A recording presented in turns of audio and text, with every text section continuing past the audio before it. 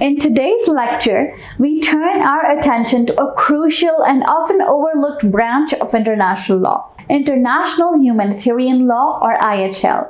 Also known as the Law of Armed Conflict. IHL aims to regulate the conduct of warfare and minimize human suffering during armed conflicts. We will explore the core principles of IHL, its sources, and its practical application in contemporary conflicts. Core principles of international humanitarian law. IHL is based on several fundamental principles aimed at balancing military necessity with humanitarian concerns. Distinction.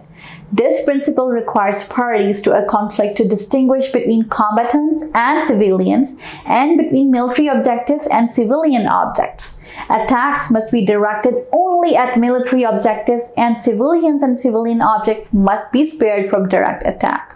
Proportionality.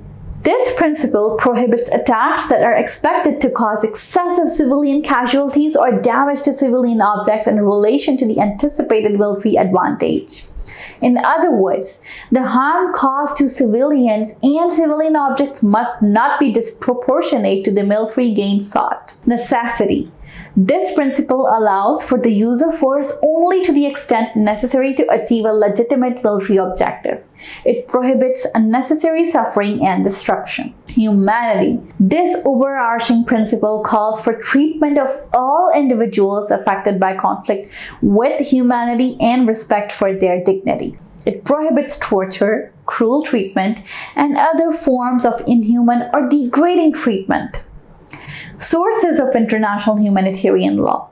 The primary sources of IHL are the Geneva Conventions of 1949. These four conventions form the cornerstone of IHL, establishing rules for the protection of wounded and sick soldiers, prisoners of war, and civilians in times of war. The additional protocols of 1977. These protocols supplement the Geneva Conventions, extending protection to victims of non-international armed conflicts and addressing new methods and means of warfare. Customary international law. Long-standing practices and norms of states recognized as legally binding also play a significant role in IHL. Practical application of IHL. IHL applies to all types of armed conflicts, whether international or non-international. It imposes obligations on states, armed groups, and individuals involved in hostilities.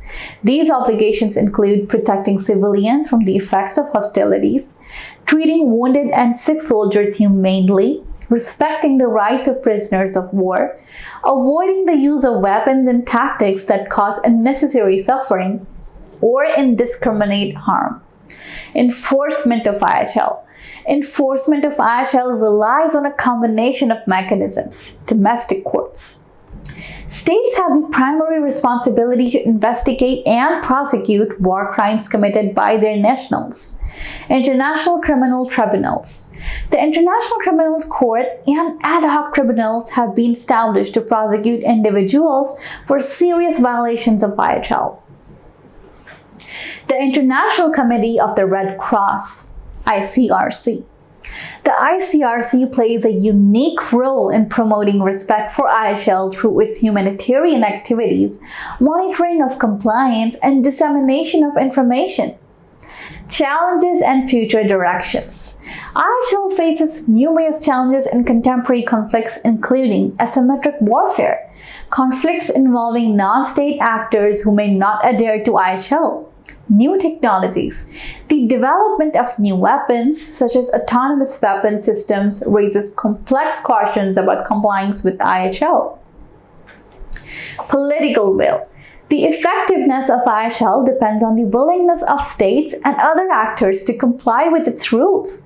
Despite these challenges, IHL remains a vital framework for mitigating the horrors of war and protecting human dignity in times of conflict. As the nature of warfare evolves, IHL must adapt to new challenges and ensure that its principles remain relevant and effective in safeguarding humanity.